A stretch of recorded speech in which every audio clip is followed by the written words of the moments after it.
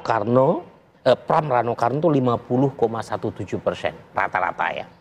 Sementara MOE dari 9 lembaga karena gabungan total itu ada 3.700 TPS sebagai sampel itu 0,317%. Karena mengecil karena gabungan kan bukan hanya 1-2 penyelenggara quick count. 50,17% itu kan kalau margin of error 0,317% lagi-lagi tidak konklusif. Karena kalau 50,17% dikurangi ke bawah masih bisa di bawah 50% atau plus 0,317% ke atas. Nah, tetapi data real count kan menunjukkan konklusif ini, meskipun hanya 50% plus 2.900 suara kan gitu. Tetapi kan lebih dari satu kan. Nah, lagi-lagi tantangannya buat tim Ridho adalah menemukan kelebihan 2.900 suara tadi itu bisa di-challenge apakah misalnya bukti seperti kasus TPS Pinang Ranti sejauh ini kan baru itu ya.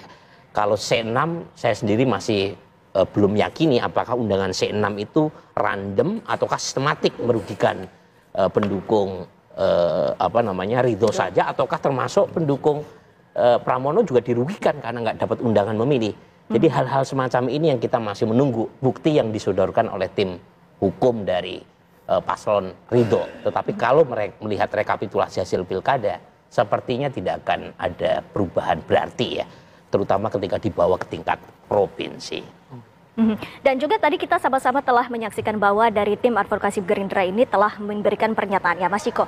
Ini kita menanggapi hal ini bahwa ada dugaan kecurangan. Bagaimana pendapat Anda? Ya ini sah-sah saja, ini biasa aja dalam sebuah proses pesta demokrasi seperti pemilu atau pilkada kali ini dan yang sebelum-sebelumnya.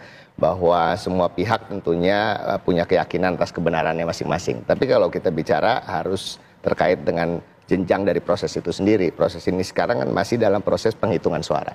Jadi jangan melompat dulu apakah akan menerima hasil atau tidak dan lain-lain. Kita selesaikan ini. Sekarang kemarin PPK sudah selesai, kabupaten kota sudah selesai, hari ini akan ada ditetapkan di provinsi, ya kan? Dan tadi seperti disampaikan oleh Prof Burhan bahwa 50,07% itu sepertinya sudah tidak akan berubah dan juga alhamdulillah kalau dari narasi-narasi termasuk dari tim paslon 1 dan tidak pernah membantah lagi soal angka 50,07. Nah saya mau koreksi sedikit, bukan 2.900 tapi 2.925. Supaya lebih presisi. Lebih presisi. Karena nanti kalau Arif nyari 2.900 masih kurang 25 lagi. Ya. Kan kasihan nanti nggak pas ya, masih kurang ya. Jadi intinya itu ya. Jadi nah dengan basis itu kalau kita bicara soal de facto ya insya Allah de factonya kan sekarang sebelum penetapan insya Allah kita sudah menang dalam artian perolehan suara dan kita mengucap syukur terkait itu. Tapi tentunya sebagai insan demokrasi kita tahu dalam tahapan pemilu ini ada juga yang dinamakan gugatan ke Mahkamah Konstitusi. Itu ada ruang-ruang yang diperbolehkan dan kami mempersilahkan untuk siapapun itu menggunakan ruang itu semaksimal mungkin untuk kemudian bagaimana ke depannya berupaya untuk mengubah hasil. Tapi kami memiliki keyakinan sampai hari ini apapun yang kami dengar tadi terkait dengan argumentasi C6 dan lain-lain, saya sepakat dengan Prof Burhan apakah itu secara sistemik hanya mengganggu menahan perolehan suaranya paslon Ridho, saya rasa enggak juga karena kami juga mengalami di keluarga kami yang RT-nya dan KPPS-nya tahu kira-kira di rumah ini rumah keluarga saya yang akan memilih paslon siapa juga tidak mendapatkan surat undangan. Tapi intinya kan itu sebenarnya bukan surat undangan ya, mohon maaf saya mau koreksi, itu namanya surat pemberitahuan. Jadi kalau undangan ini kan artinya kalau nggak diundang nggak bisa datang. Kalau ini kan pemberitahuan, tapi kalaupun tidak dapat kita tetap bisa datang dan memilih. Nah, kembali lagi terkait dengan tingkat partisipasi masyarakat ini sebenarnya yang seharusnya paling besar kritik itu ditujukan kepada siapa? Bukan pada penyelenggara, sebenarnya pada partai politik, termasuk partai politik kami, karena kami gagal untuk memobilisasi pemilih dan untuk meyakinkan masyarakat untuk menimbulkan gairah masyarakat memilih paslon yang sudah kami tawarkan ke masyarakat. Nah, ini harus menjadi evaluasi bagi semua partai politik. Nah, tapi di lain sisi kalau kita juga ingin jujur ya, boleh nih kita berkata jujur di sini. Tidak lebih baik juga 100% tingkat partisipasi, tapi 80%-nya digerakkan oleh bansos atau serangan fajar. Ya, buat kami lebih baik partisipasi pemilihnya tidak terlalu tinggi, tapi betul-betul karena hati nurani. Karena golput itu sendiri adalah bagian dari memilih dalam sebuah pesta demokrasi. Oke, sekali lagi tapi golput bukan ajakan. Bukan ajakan, sama sekali bukan ajakan. Kami menyayangkan bila masyarakat golput, dan itu juga harus menjadi evaluasi ke dalam bagi partai politik, bahwa partai politik ini harus bisa dong meyakinkan masyarakat untuk pergi beramai-ramai datang untuk memilih. Nah, sepakat. Jadi partai politik selama masa kampanye kemana aja, kok pas di hari H mereka tidak datang ke TPS. Kita boleh ke Mas Arief. Mas Arief sepertinya meskipun sore hari ini tersenyum. Dan relawan ya, dia kayaknya belum masuk partai politik, belum. Enggak, tapi soalnya Mas Arief kayaknya belum move on sama sekali nih. Iya tadi dong. bilang pengen perjuangan sampai titik darah penghabisan. Itu pesan tidak terima dengan hasil 50,07. Tadi berapa? 50,07. Dia 50% plus 2.925. Angkanya sampai desimal.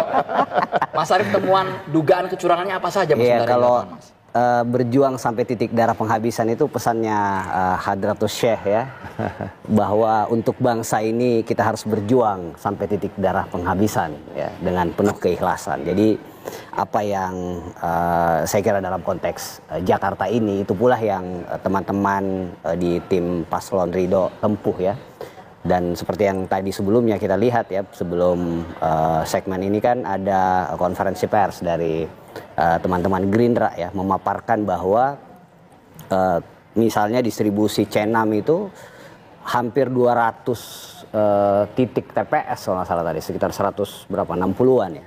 Nah itu yang memang menjadi salah satu concern ya dari kita ketika sambil menunggu proses ini, karena kita sampai ngumpulin. Nah yang aneh bagi kami itu misalnya tentang yang tadi disebutkan, misalnya salah satunya yang paling terang ya, ketika KPPS di Jakarta Timur ini dipecat ketua KPPS-nya di Pinang Ranti, itu sampai hari ini Bawaslu juga belum memberi rekomendasi gitu. Padahal itu kan sudah terang benderang gitu faktanya gitu. Nah itu salah satu yang menurut kami di Ridho ini ganjal gitu ya, sehingga bukti-bukti gitu ya, atau fakta-fakta yang kami temukan tadi ya, sambil menunggu rekapitulasi ini ya, kami tentu sudah menyiapkan ya langkah-langkah tadi sampai titik darah penghabisan itu ya, karena sambil nunggu PSU-nya, kalau nggak beres PSU-nya juga ya itu semakin menguatkan apa yang akan kami tempuh misalnya di Mahkamah Konstitusi. Jadi itu yang sedang ya direncanakan lah di tim Ridho. Mas Arief, berarti partisipasi yang masyarakat yang rendah ini juga menjadi salah satu concern, mengingat juga hal yang perlu diperhatikan adalah partisipasi yang rendah adalah untuk anak muda. Ya. Bagaimana tanggapannya? Iya, memang di satu kesempatan saya bicara juga ya, bahwa teman-teman muda ini kalau kita cek ya, dan saya minta ke teman-teman monitor itu hampir di setiap TPS itu memang partisipasinya 50% sekian. Jadi, nah ini salah satunya mungkin karena mereka belum mendalami gitu ya. Karena kan teman-teman muda